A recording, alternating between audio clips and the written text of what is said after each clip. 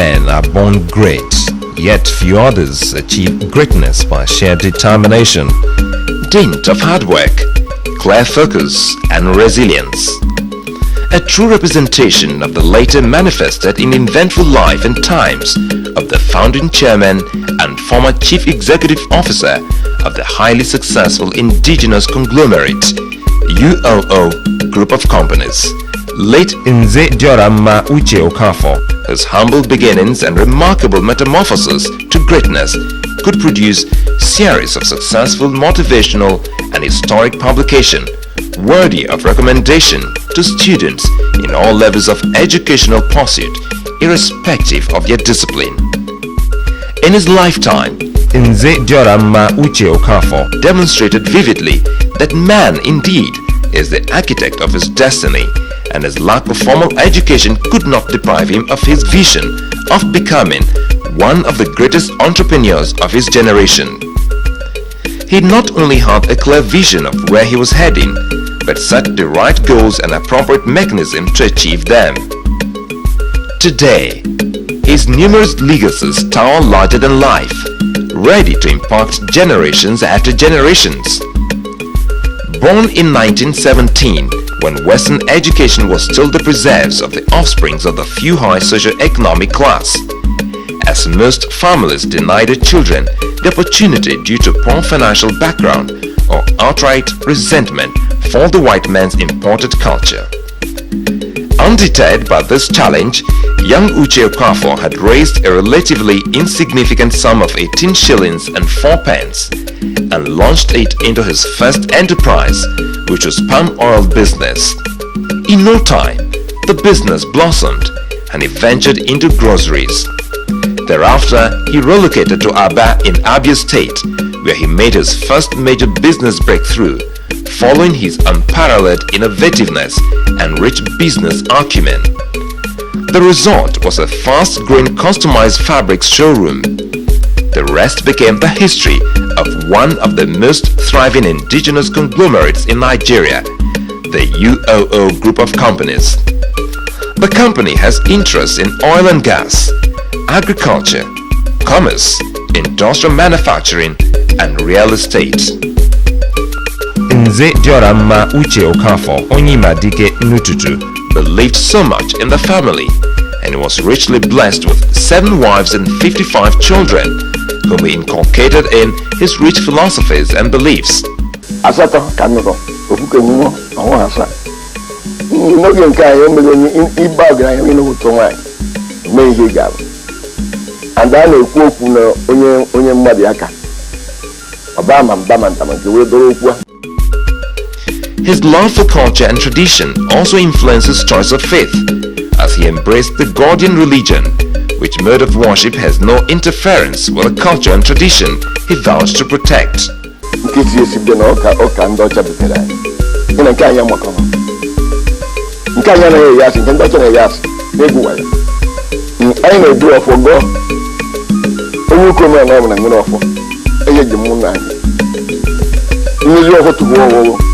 The Bible are called so you to go or you to go away, Ututu Opieda.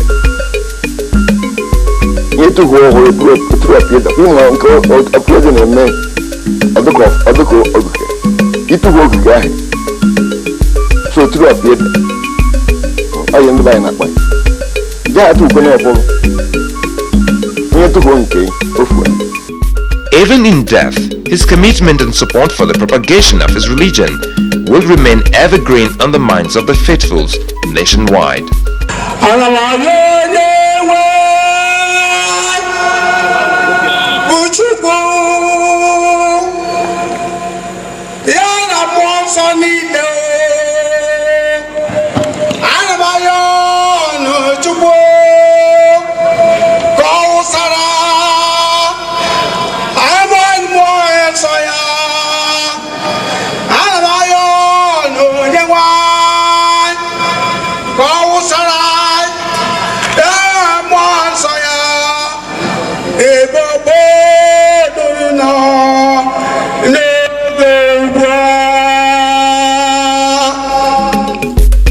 Nze Diorama Uche Okafor's high sense of social responsibility and philanthropy was worthy of emulation, as he gave back freely to his community, Unubi, in Inewi, south of Anambra State. He also touched the lives of many in the community where his businesses were hosted, as well as those of his staff and the society at large. These had earned him so many awards, including Rotarian Paul Harris, NUJ Awards, and that of Nasima. The goodwill garnered from his philanthropy has indeed outlived him, as evident in the massive turnout of men and women from all walks of life who came from far and wide to accord him their last respects during his burial.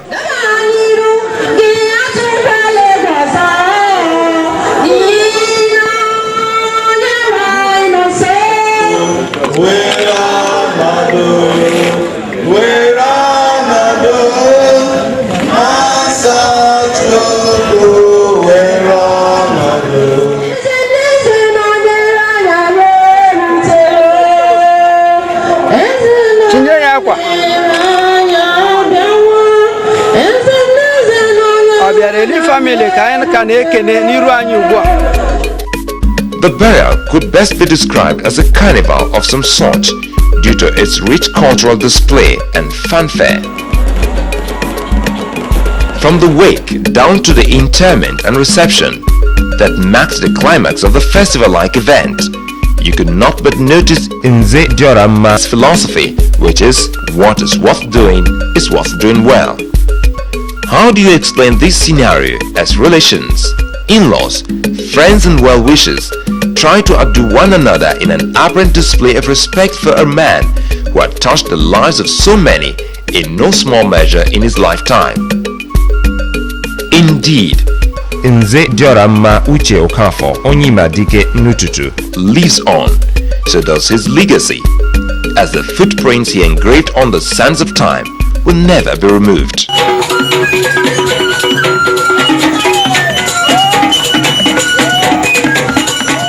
The Egedege dance troupe from Unubi performing at the burial.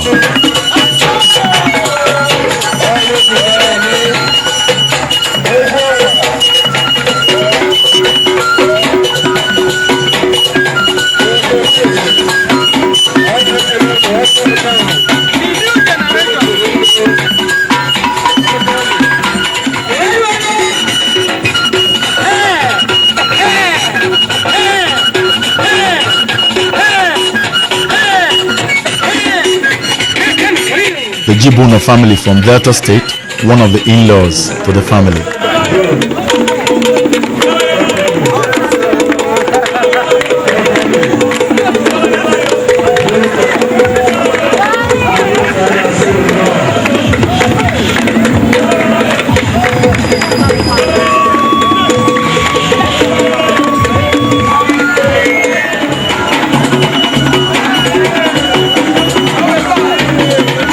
Sympathizers performing during the wake keep at his compound.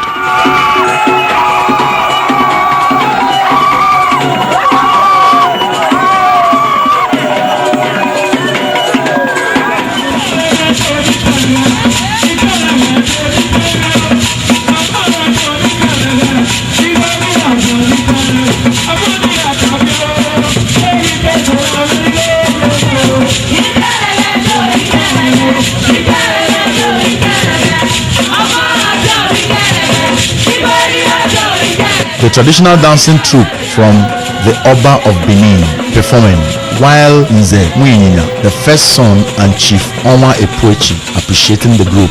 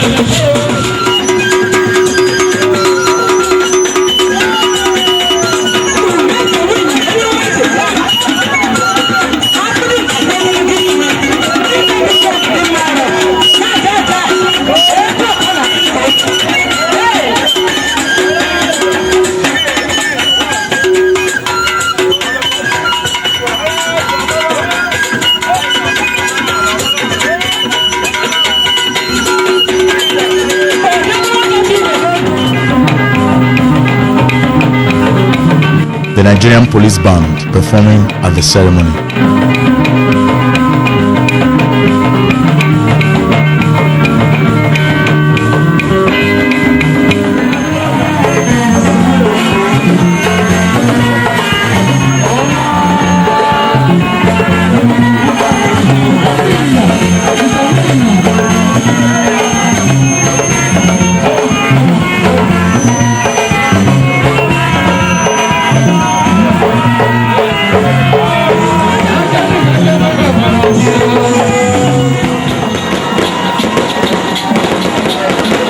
At exactly 12 midnight, fireworks, siren, and cannon fire heralded the wake cake.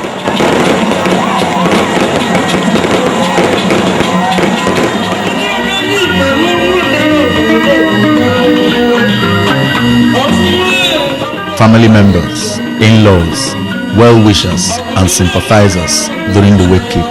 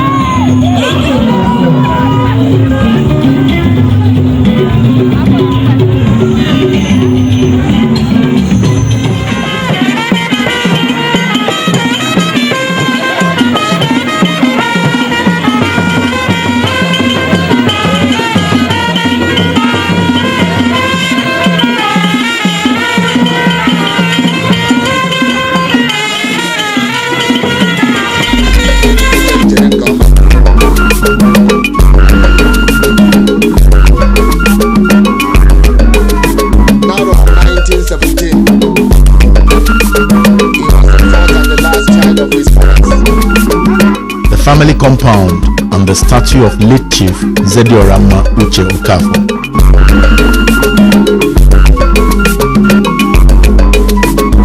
Preparation of food in readiness for the great event. He is alive, grandchildren. He who stood for truth, development, served humanity and Nigeria in many capacities.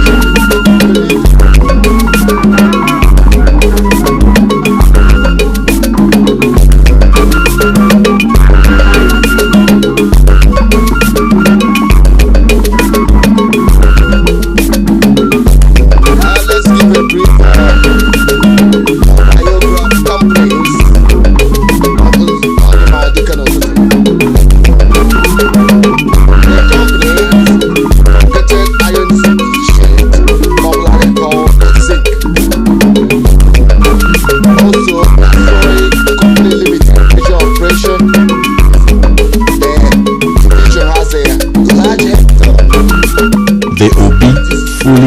selected for the event. By Onyima, Dike, Ututu, and the society. Converse along this road.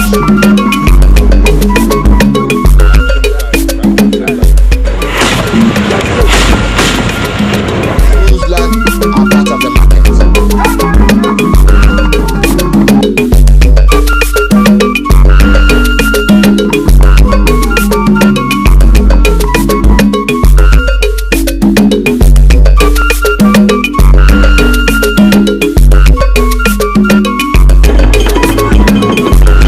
The wives of the deceased in mourning state as required by tradition.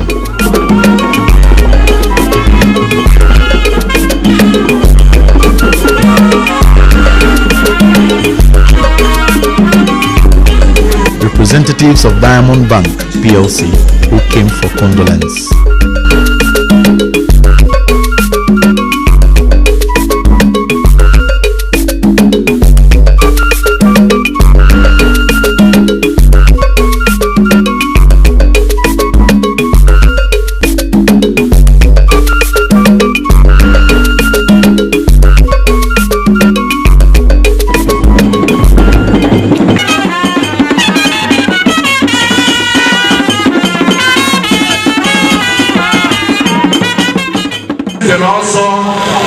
The MC of the occasion, Chief Okafor of Okafor.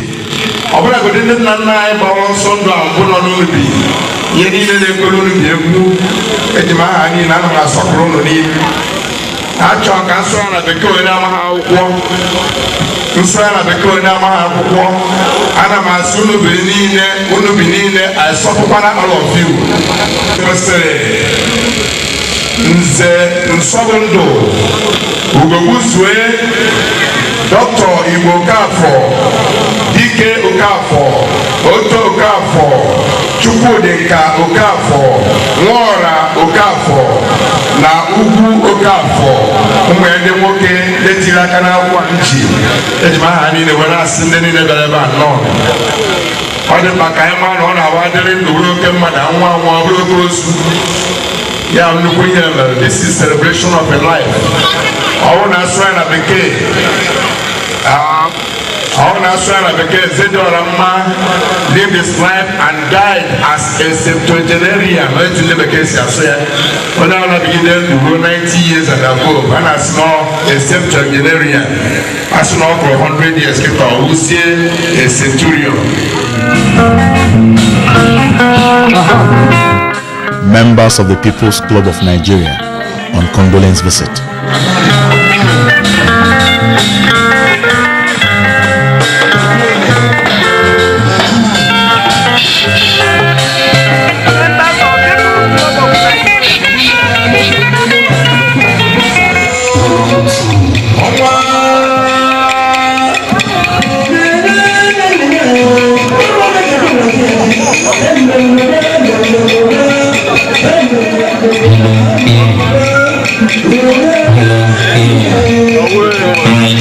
Chief Ututu Epuechi, Onwa of Unubi.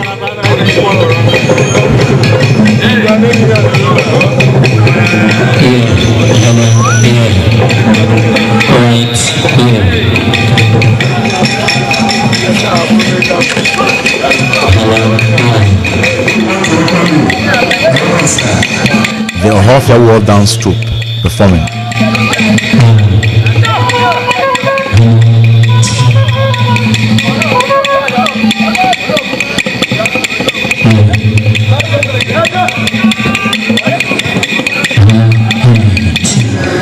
From the directors of ceremony, when more than one group is playing, there is confusion. We shall take it one by one. But our program today shows that the hotel religion will take the upper hand in what The grandchildren pose for photograph.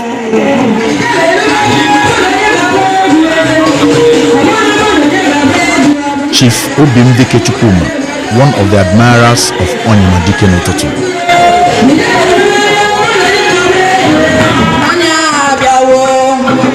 Ezi Chineke nọ Godial religion performing at the ceremony.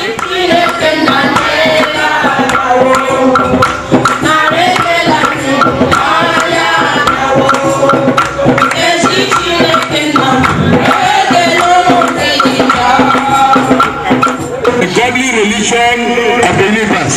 And Abata, I got to godly religion in all of our water. They are Abata, when you see church, godly religion. No one in the Bible, chief, AI, Obiabu, The arrival of the high chief priest of the Godian religion, Chief A.A. Obiabu.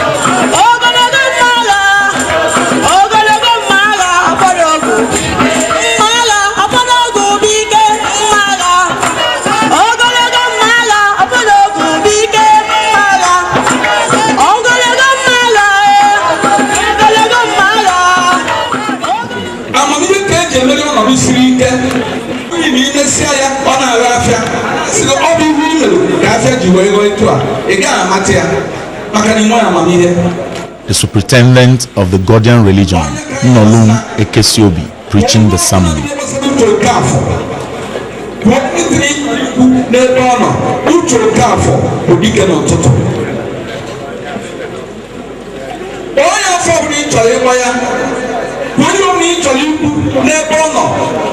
Onyima Dike na Ututu bụ Dike na Ututu. Ọ bụrụ na nzere ọrụ mụta Okafor kọrọ ya owu ya, ọ bụrụ na ị gakwa na brọkio, ị ga-agụta ihe gbasara nzere ọrụ mụta Okafor wee mesie obi gị ike. N'ọtụtụ ugboro, o nwere ebe a na-ada ogbenye, na mkpụrụ a na-ada ogbenye, ofu onye apụta bụrụ ikpe ahụ, a na-amụ onye ahụ amụ. Rie, mana ọ Chineke na-ekwu ka amụ onye ahụ na mkpụrụ a ka ọ bịa kpochaa mgbu. Osipụta ndị mmadụ na ọtụtụ ihe na-eme n'ụwa ọ bụrụ iji aga m enwe ụba, aga m enwe amamihe, aga m enwe ụmụ. Ọ bụrụ na nwesịa ụmụ ha were ihe nkụtarị dore ha were ya nọrọ ọgụ, aga m enwe aṅụrị. Nọọ ihe nkụta dore ha ka a na ha nọ.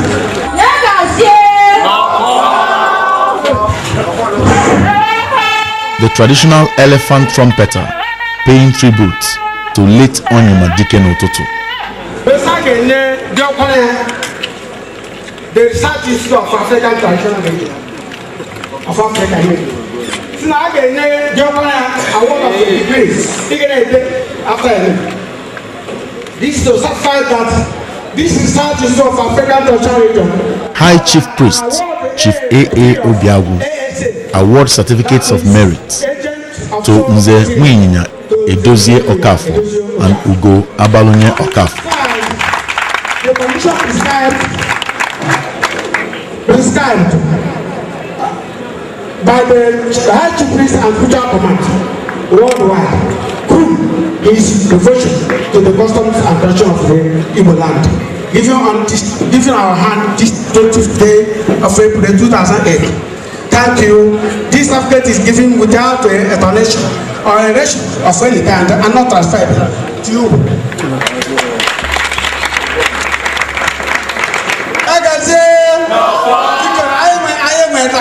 Ndị mmadụ bụ Godian religion ma ọ bụ religion whatever it calls aja na-eme traditional religion. Ndị mmadụ ga-ama na anyị bụ abụ ebe a. Emeghị onye na-apụ. But ka ndị bịara ebe a pesa this for different ways ka ahụ na ha lara udo n'ọnwụ. So second one bụ same research institute wetakwara akwa. Ihe ga-eji onye anyị onye nyere ASH astat gịnị ka mkpụrụ ọmụ? Agent of soul freedom. Yeah, I want to know why God is my son. I go agent. Then, the only goes on CSF, Commander of Soul Freedom. Ima emecha him only many command. So when you want to get because of your state command and why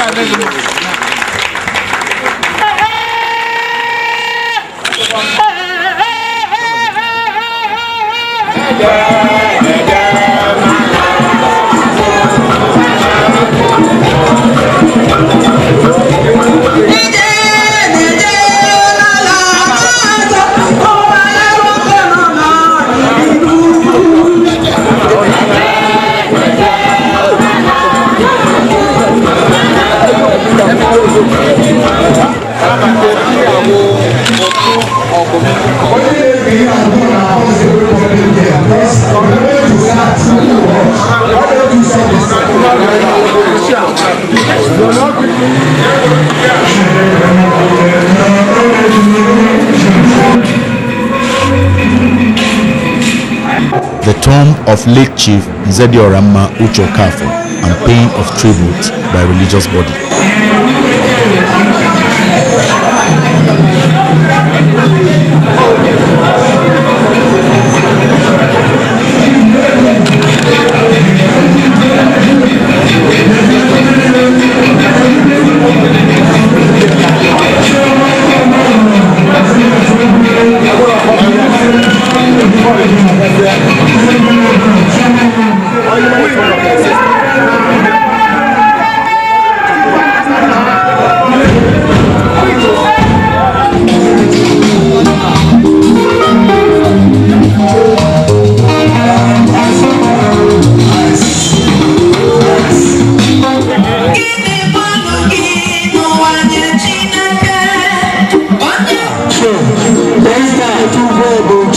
The arrival of Chief G.O. Nabuife of Owerri Ebiri, a good friend and confidant of Onyima Dike and Ututu.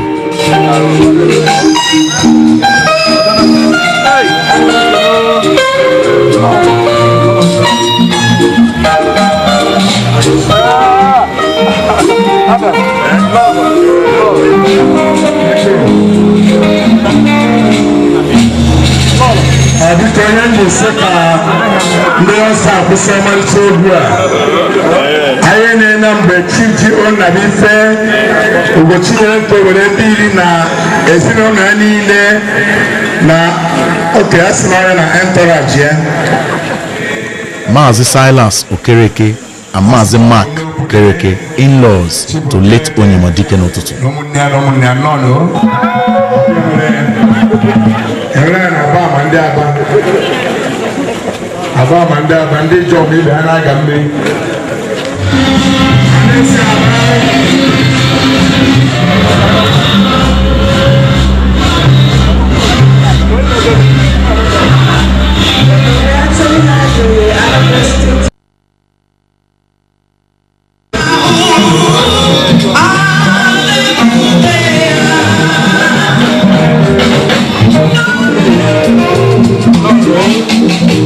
Chief A.U. Onyenedum and staff of UOO Agric Industries Limited.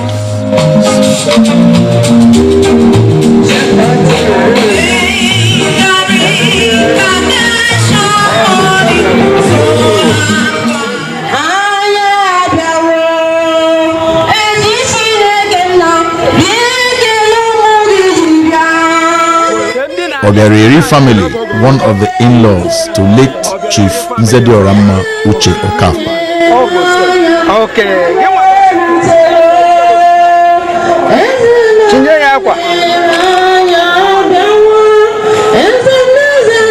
Obiariri family ka na-ekene n'iru anyị ugbu a. Ndị ọgọ.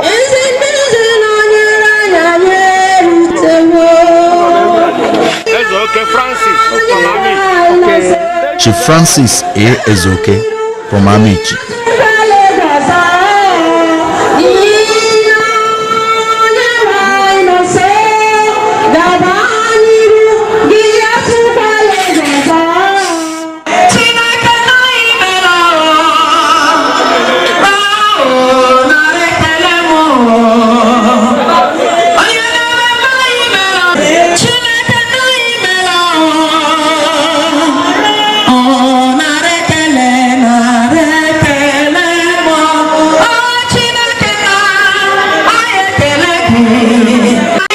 souvenirs from the family to guests.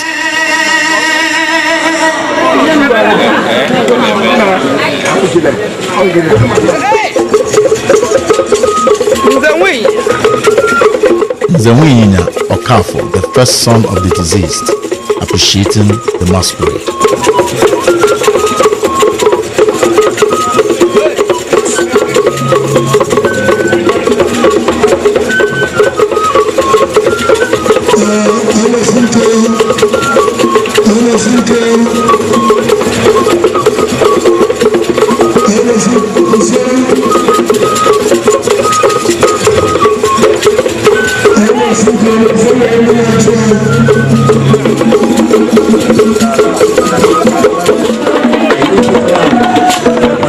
In-laws from Delta State, Jibuna family.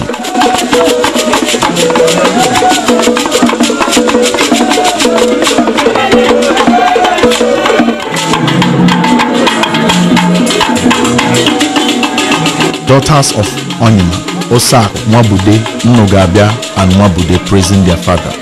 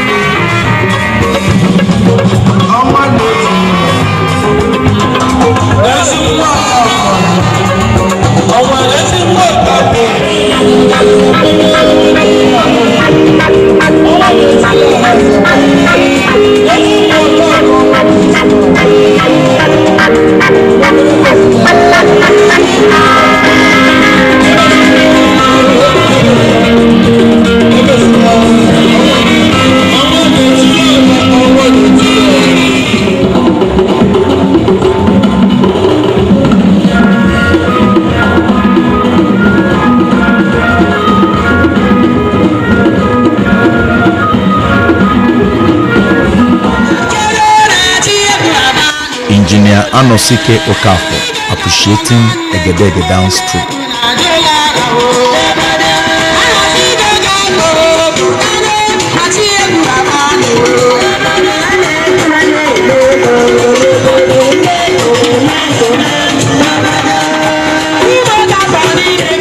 Chief and Lolo Merole from Mbise came for condolence.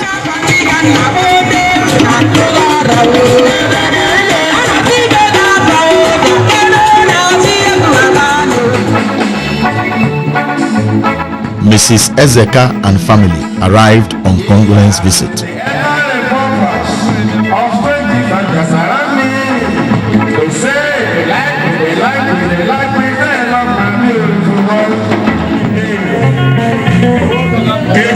Chief Cabros of Ibuku with his entourage.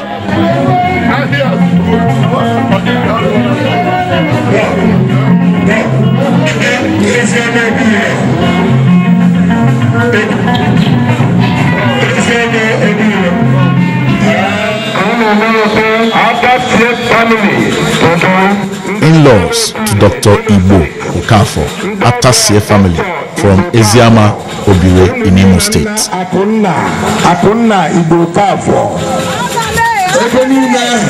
Ebenina Igbo bụ oche Eziama Obiwe, oche Nwafọ.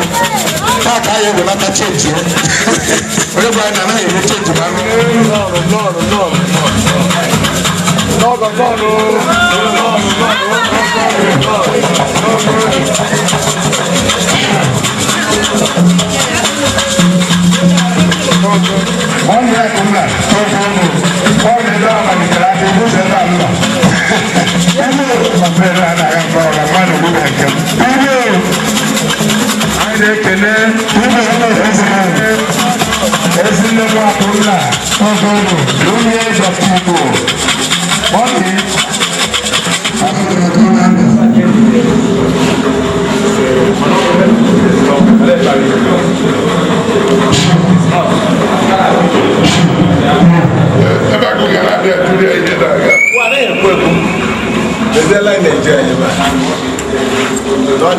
Chief Cabros and others visited the Obi, where the family tree is explained to them by Nzewakibia.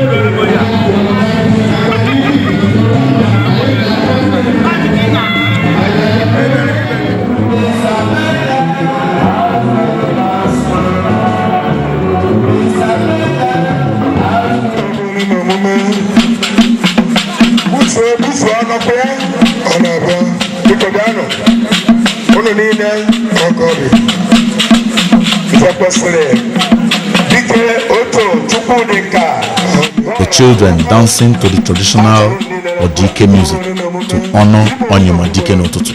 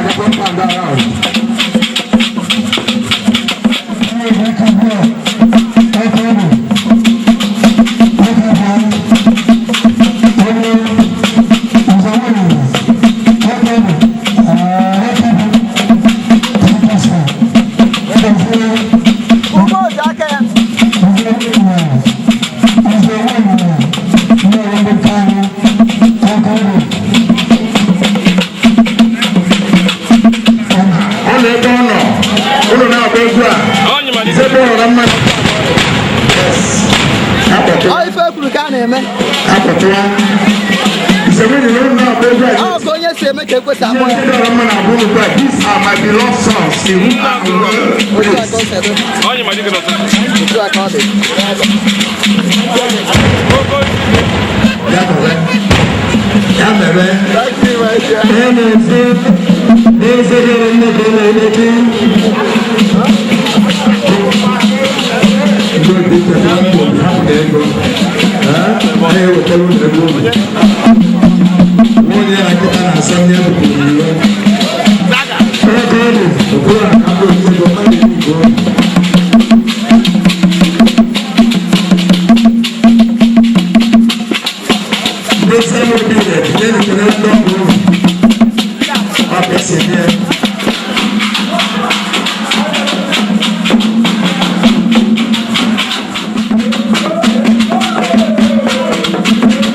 The children at the graveside.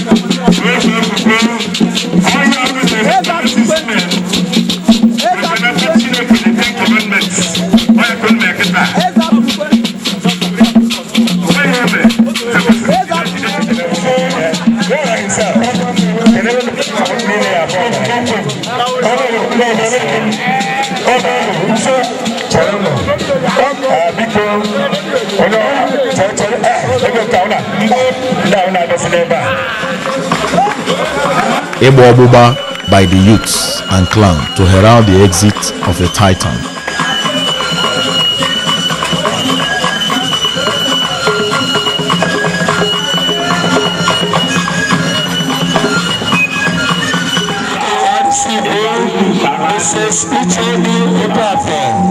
Mr. Evaristus Aladi and his entourage, a customer of the company.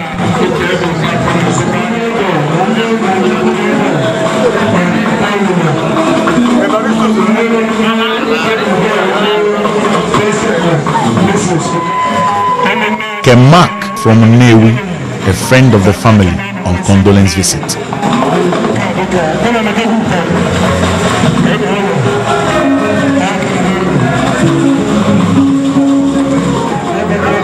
Nkemdelin family, in-laws to late Chief Zedi Oramma Uche Okafor, kindred of the